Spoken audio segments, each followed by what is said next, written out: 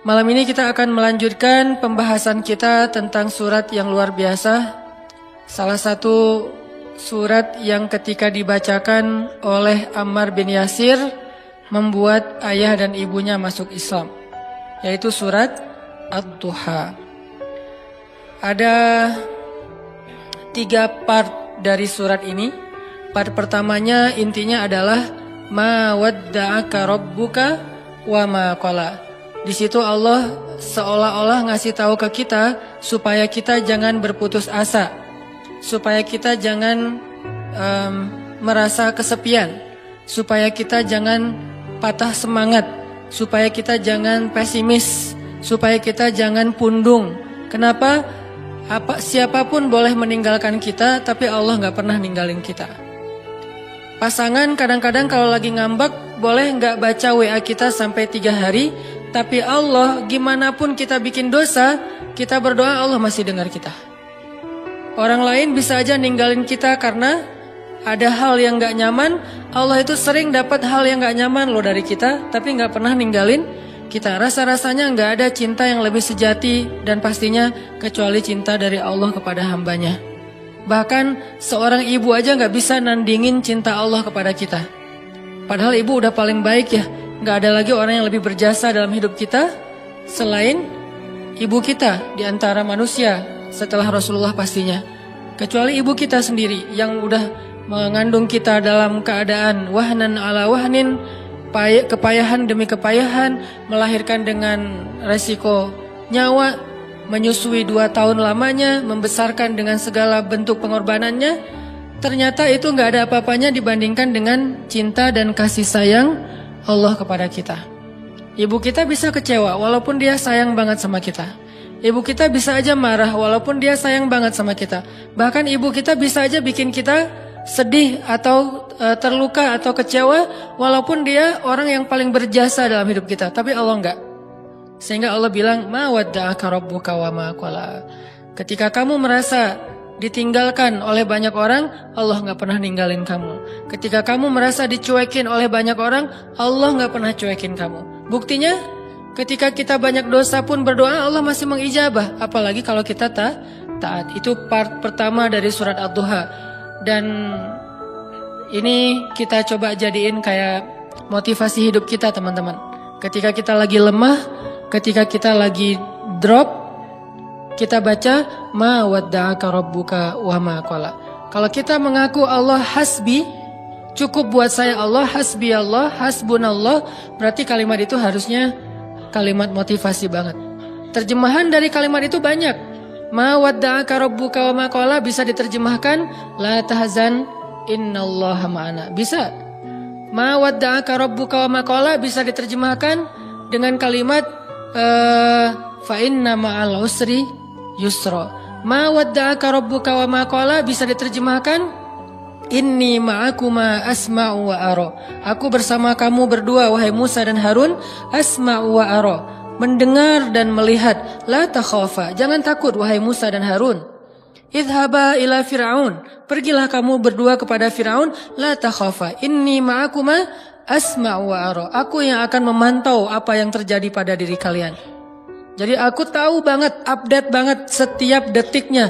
Bahkan sebelum terjadi, aku sudah mempersiapkan perisai untuk melindungi kalian. La takhafa, jangan takut.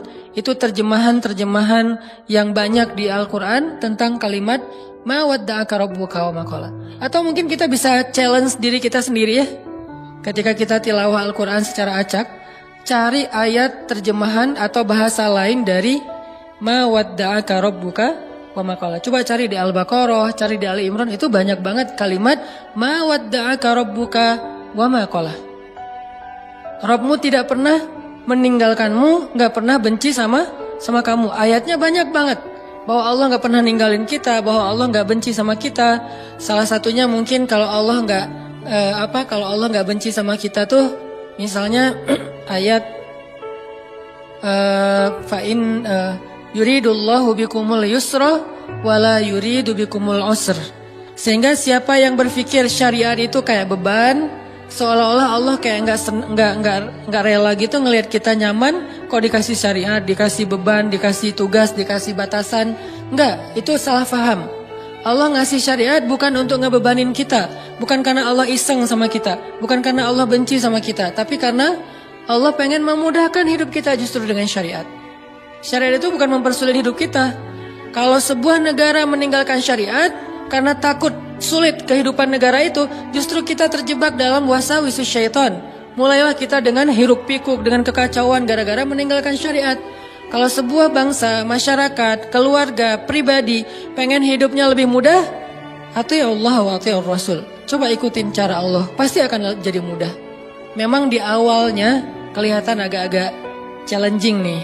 Tapi begitu kita jalanin, yusrun, mudah, semuanya mudah. Kemarin saya jalan sama istri ke Thailand. Kita jalan berdua ke Thailand, pengen main aja gitu. Jalan ke Thailand, kebenaran ada acara di Malaysia, terus mampir dulu ke Thailand. Sampai di Thailand kita ke Pattaya dulu nih. Saya karena senang dengan laut, saya cari yang lautnya masih aman. Kalau Phuket mungkin gitulah ya. Nah, cari yang Pattaya yang private beach, jadi nggak ngelihat yang gitu-gitu. Cie, sombong.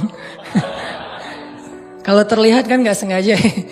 Nah, pergilah ke Pattaya gitu ya, cari yang beach yang private gitu. Terus karena kita nggak tahu halal foodnya di sana, akhirnya kita kayak sangat hati-hati mencari halal food. Sampai rempong, sampai bawel. Pas mau room service minta makanan ke kamar karena nggak berani makan di luar, kita sampai bawel banget bilang ke restorannya itu pakainya oilnya oil apa? Nggak pakai oil yang pork kan? Saya minta yang vegetable oil ya. Ya Pak gitu. Terus itu wajannya diganti ya, dicuci dulu. Ya Pak. Itu yang masak ininya tepungnya udah dipakai yang pork belum sebelumnya? Ya bisa kita bikin yang baru Pak. Sampai mereka sebel banget gitu kan karena banyak banget permintaannya. Padahal pesannya cuma nasi goreng. Tapi permintaannya panjang gitu. Akhirnya dihidangkanlah nasi goreng seafood. Kita makan berdua sepiring.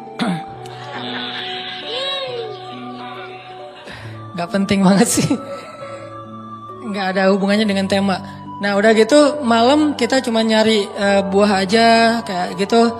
Nah karena kita berusaha untuk ketat dalam masalah halal food. Kalau gak benar-benar kita bisa yakin bahwa ini halal atau minimal dia aman gitu, maka kita gak akan berani. Ini berusahalah belajar taat kecil-kecilan, bukan hal besar sebetulnya. Tapi justru saya ngeliat di sini hal kecil dihargain sama Allah. Kalau hal besar apalagi kan ya, hal sepele kayak gitu doang, Allah langsung kayak ngehargain gitu. Ini bukan karena saya soleh, tapi karena saya mencoba untuk meniru orang soleh. Akhirnya mendapatkan janji yang Allah janjikan kepada orang soleh. Sayanya belum soleh, tapi karena meniru orang soleh, dapat juga nih yang dijanjiin Allah kepada orang soleh. Udah ketat, seharian kita makannya susah banget. Nah besoknya mau ke Bangkok, hari belum pesan hotel. Tadinya udah pesan lewat travel agent, tapi cancel. Tadinya ada satu jenis hotel yang di pusat kota, dekat dengan tempat pembelanjaan, nemenin istri. Ternyata dari travel agent itu katanya nggak dapat. Oke, cancel. Saya pesan pakai online, pesan nyari yang dekat dengan hotel itu. Entah gimana caranya Allah ngarahin saya untuk ngeklik satu hotel yang saya juga nggak tahu speknya kayak gimana. Pokoknya udah aja ini aja deh. Yang paling dekat walaupun ada beberapa pilihan. Ambil hotel tertentu, namanya gak usah disebut. Mahal cuy. Sombong. Ya gitu deh pokoknya ada namanya lah ya. Nah pas sampai di Bangkok, kita masuk ke hotel itu lagi check in. Tiba-tiba ada teman lama saya nih orang Bandung. Dia istrinya lagi lewat, jadi hotel sama kondonya itu bersebelahan. Dia ternyata tinggal di kondonya. Dia lewat ngeliat kayak Ustadz Hanan, dia ngubungin Benzo. Benzo cuma angkat tangan, lihat ke atas. Itu namanya Benzo, masih Jovisa. Nah Benzo dihubungin Benzo tanya ke saya, Ustadz lagi di hotel ini di Bangkok loh. Kok Benzo tahu? Kan saya nggak ngasih tahu siapa-siapa. Nggak, tadi ada teman yang ngelihat Ustadz, dia kayak ragu gitu, bener nggak? Oh iya bener, kenapa? Dia ngajak Ustadz nanti malam cari makan halal dan Thai banget gitu. Alhamdulillah, berarti kemarin susah dikit, sekarang Allah kasih jalan keluar. Bukan hanya itu, ternyata hotel yang saya pilih itu dia udah halal restoran. Untuk breakfast tuh aman, udah halal. Karena susah kan nyari hotel dengan sertifikat halalnya di sana. Tanpa kita ketahui ternyata Allah arahin kita ke hotel yang gak perlu bawel lagi untuk room service-nya. Karena dia udah halal restoran. Ditambah lagi diajak sama teman saya untuk makan yang halal food tapi Thai banget, enak. Ditraktirin, itu yang paling enak. Nih saya berpikir kalau saya lebih cepat atau lebih lambat 1 menit aja pas check in, kan saya nggak bakalan ketemu dengan istrinya, sehingga kita nggak berpapasan, nggak saling tahu. Allah yang bikin timingnya pas banget.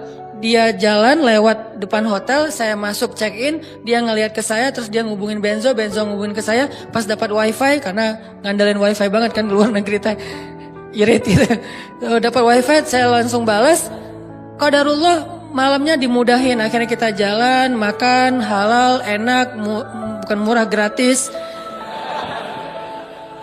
Jadi saya teringat, wa may yattaqillaha yaj'al lahu makhraja wa yarzuqhu min haitsu la yahtasib wa may yattaqillaha yaj'al lahu min amrihi yusra wa may yattaqillaha yukaffir anhu sayyi'atihi wa yu'zim lahu ajra. Itu janji Allah. Siapa yang taat sama Allah, Allah kasih jalan keluar. Ini jalan keluarnya. Siapa yang taat sama Allah, Allah kasih rezeki yang tidak terduga-duga. Ini rezeki yang tidak terduga-duga. Akhirnya ketemu teman orang Bandung yang udah tinggal di sana. Siapa yang taat sama Allah, Allah mudahin urusannya. Jadi mudah kemana-mana digayat. Siapa yang taat sama Allah, Allah gugurkan dosanya. Berharap kayak gitu dan dilipat gandakan pahalanya. Berharap juga kayak gitu. Ini artinya hal sepele gini aja Allah hargain. Karena faman ya'mal mithqala dzarratin khairan yarah. Pasti Allah bales. Ma wadda'aka rabbuka wa ma qala. Jadi Allah itu nggak pernah absen teman-teman, nggak pernah offline, nggak pernah kelewat gitu. Aduh ada yang kelewat nih nggak sempat di like. Kalau kita kan kalau terlalu banyak nge-following, akhirnya udah ketutup ya, ketimpa sama yang baru posting gitu. Kadang-kadang karena saking banyaknya kita nge-following, pasangan sendiri nggak pernah di like. Kenapa? Dia posting ketimpa lagi. Kok kamu nggak pernah nge-like postingan aku? Emang kamu posting? Kamu gitu banget ya sama aku? Akhirnya rame gitu kan ya. Padahal kita nggak ngelihat, soalnya ketutup sama postingan yang baru-baru. Allah nggak pernah gitu. Allah nge-following semua hambanya, bahkan lebih dekat daripada urat lehernya. Wa huwa ma'akum aina ma kuntum. Bersama dengan kalian, membersamai kalian dimanapun kalian berada. Tapi ketika kita post adegan-adegan kehidupan kita, nggak pernah ada yang ketimpa dan kelewat sama Allah untuk di like, untuk dikomen, untuk di repost. Bahkan Umar di repost oleh Allah di Al-Quran kata-katanya. Ini artinya Allah la ta'khudhuhu sinatun wala naum kulla yaumin huwa fi sya'an ma wadda'aka rabbuka wa ma qala. Ini jadi penyemangat teman-teman. Gak usah khawatir untuk taat. Kita bikin dosa aja Allah masih maafin kita. Apalagi taat, Allah pasti akan menghargai kita. Itu part pertama dari surat Ad-Duha. Part kedua, alam yajidaka yatiman fa'awa wa wajadaka dhallan fahada wa wajadaka ailan fa'aghna. 3 kalimat yang luar biasa itu menjelaskan arti dari ma wadda'aka rabbuka wa ma qala. Apa bukti bahwa Allah gak pernah ninggalin Nabi Muhammad? Kata Allah, alam yajidaka yatiman fa'awa. Bukankah dulu kamu lahir dalam keadaan yatim, lalu Allah kasih naungan? Kalau Allah ninggalin kamu, gak mungkin kamu bisa tumbuh dengan baik. Kalau Allah benci sama kamu, maka dibiarin aja kamu terlunta-lunta dalam keadaan yatim. Wa wajadaka dhallan fahada. Bukankah kamu dulu pernah tersesat di jalan, mau ke suatu negeri tapi kamu salah ngambil jalan di tengah padang pasir, akhirnya gak tahu arah ke tujuan. Kalau Allah benci sama kamu, gak akan dikasih tuh petunjuk ke negeri yang kamu tuju. Gak akan diarahin kamu untuk sampai kepada destinasi yang kamu tuju. Bukti Allah, ma wadda'aka rabbuka wa ma qala. Alam yajidaka yatiman fa'awa wa wajadaka dhallan fahada wa wajadaka ailan fa'aghna. Nanti kalau kemarin saya bahas alam yajidaka yatiman fa'awa versi Nabi Muhammad, yang belum kebahas itu versi Nabi Musa ya. Versi Ibrahim, versi Ismail, versi Isa, versi Yahya, versi Maryam. Itu semuanya ayat-ayat tentang kisah-kisah tentang alam yajidka yatiman ya Maryam, alam yajidka yatiman Yahya, alam yajidka yatiman Isa, alam yajidka yatiman Ibrahim, alam yajidka yatiman Musa, Alam yajidka yatiman, semua hamba-hambanya fa'awa, Allah kasih naungan. Baca kisah-kisah Al-Quran untuk memahami maksud alam yajidka yatiman fa'awa. Terutama kisah Yusuf. Alam yajidka yatiman fa'awa. Yatim gimana? Yatimnya Yusuf. Yatim di dalam sungai, di dalam sumur. Gak punya siapa-siapa. Ayahnya nggak tahu di mana keberadaan anaknya, kakak-kakaknya udah nggak peduli dengan adiknya, yatiman. Fa'awa, fa'awa pertama ditemukan oleh para musafir. Fa'awa kedua masuk ke dalam istana dan seterusnya dan seterusnya. Alam yajidka yatiman fa'awa. Insyaallah nanti kita lanjutkan lagi pembahasan surat Ad-Duha ini. Ini bukan cuma tafsir ya teman-teman, tapi ini tadabbur. Saya berusaha untuk menganalogikan dengan kehidupan kita supaya kita bisa menjadikan ayat itu sebagai motivasi hidup kita. Barakallah, kita lanjutkan setelah sholat Isya. Bismillahirrahmanirrahim. Teman-teman yang dirahmati Allah Subhanahu wa taala, kita lanjutkan pembahasan kita tentang surat Ad-Duha. Alam yajidka yatiman fa'awa wa wajadaka dhallan fahada wa wajadaka ailan fa'aghna. Kalimat alam yajidka yatiman fa'awa itu adalah kalimat pembuktian. Seolah-olah Allah ngomong ke kita tuh gini, kamu gak ingat dulu ketika kamu pernah gini, siapa yang nolong kamu? Emangnya kamu gak ingat dulu ketika kamu pernah terpuruk, siapa yang buat kamu bisa survive? Ketika kamu hampir celaka, siapa yang menyelamatkan kamu? Ketika kamu gini, siapa yang menolong kamu dan seterusnya. Jadi alam di sini Allah pengen ngingetin kita. Jadi kalimat alam adalah kalimat permintaan dari Allah supaya kita ingat-ingat lagi nih pengalaman hidup kita. Ada yang pengalamannya sampai ekstrim, second life misalnya, hampir celaka, terus bisa selamat. Ada yang pengalamannya masalah hutang, ada yang pengalamannya hampir bunuh diri tapi nggak jadi gara-gara diputusin. Ada yang macam-macam kan pengalaman orang mah ya. Nah itu kalimat alam yajidka yatiman. Yajidka itu Allah mendapati kamu dalam status nggak ada apa-apa sebetulnya. Kita tuh awalnya nggak punya apa-apa, bukan siapa-siapa, nggak bermodalkan apapun. Allah yang fa'awa, fahada, fa'aghna. Itu terjadi kepada kehidupan kita masing-masing. Kalau dalam bahasa kisah Nabi, fa'awa di masa Abdul Muthalib, fa'awa di masa Halimah, fa'awa di masa Abu Talib, dan fa'awa di masa Khadijah. Ini semuanya bentuk-bentuk fa'awanya Allah kepada Rasulullah SAW. Kalau kita terjemahin ayat itu dengan kisah Nabi Musa, alam yajidka yatiman fa'awa, itu bisa teman-teman temuin di surat Toha dan surat Al-Qasas. Nanti di dalam surat-surat itu Allah ngejelasin tentang gimana dulu Nabi Musa dihanyutkan ke sungai Nil. Walaqad mananna 'alaika marratan ukhra idh awhayna ila ummika ma yuha أن قذفيه في التابوت فقذفيه في اليم فليلقه اليم بالساحل يأخذه عدو لي وعدو له وألقيت إليك محبة مني ولتصنع على عيني. Ketika Allah mengilhamkan kepada ibu Musa, wahai ibu Musa, hanyutkanlah bayimu di sungai Nil kalau pengen selamat. Pengen selamat? Jangan kamu simpan di rumah, jangan kamu rawat sendiri, jangan kamu bawa lari ke hutan. Hanyutkan ke sungai Nil. Supaya selamat dari siapa? Dari Firaun. Ini perintah Allah. Kadang-kadang Allah ngasih kita perintah dalam hidup itu gak logis. Menyelamatkan bayi kok malah dihanyutkan ke sungai? Ke sungai Nil. Kenapa gak dibawa lari aja ke dalam hutan? Lalu ke pantai, lalu... lupa. Kenapa nggak umpetin aja di rumah gitu? Kenapa nggak bikin rumah aja di yang jauh, atau mungkin ibu dan keluarga Musa ngungsi aja ke Madian misalnya, ke luar negeri. Jadi orang yang lari dari negeri Firaun, kenapa nggak gitu aja yang lebih logis? Kenapa malah selamatkanlah bayimu dari Fir'aun dan tentaranya dengan cara hanyutkan ke sungai Nil. Itulah hidup. Tidak semua perintah Allah itu kadang kita mengerti di awal, teman-teman. Kita cukup tahu bahwa ini perintah Allah, sami'na wa ata'na. Kalau pengen bahas lebih dalam lagi untuk cari tahu hikmahnya, silakan. Tapi jangan tunggu sampai kita ngerti hikmahnya baru sami'na wa ata'na, kelamaan. Akhirnya kita kehilangan banyak sekali kesempatan dapat kebaikan dari Allah. Justru biasanya Allah ngasih kejutan ketika kita ngambil challenge-nya Allah. Iman challenge, akidah challenge, tauhid challenge. Challenge-nya apa? Lakukan perintah Allah walaupun menurut logika kita agak aneh.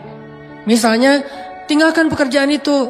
Ya Allah, pekerjaan inilah yang bikin saya bertahan hidup selama ini. Saya beli rumah, beli mobil, saya punya tabungan sekian gara-gara kerjaan ini.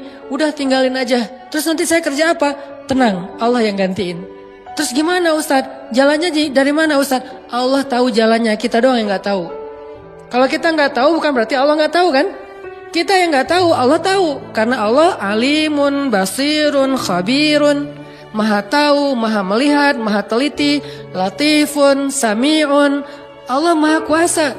Jadi kalau kita nggak tahu caranya bukan berarti dia nggak bisa. Serahin aja sama Allah. Ketika kita serahin sama Allah, Allah nggak mungkin ngecewain kita. Kenapa? Allah nggak pernah ngecewain hamba. Kita aja ke teman kalau udah diserahin satu amanah, kita berusaha untuk bikin dia terkesan, nggak sampai bikin dia kecewa. Apalagi Allah.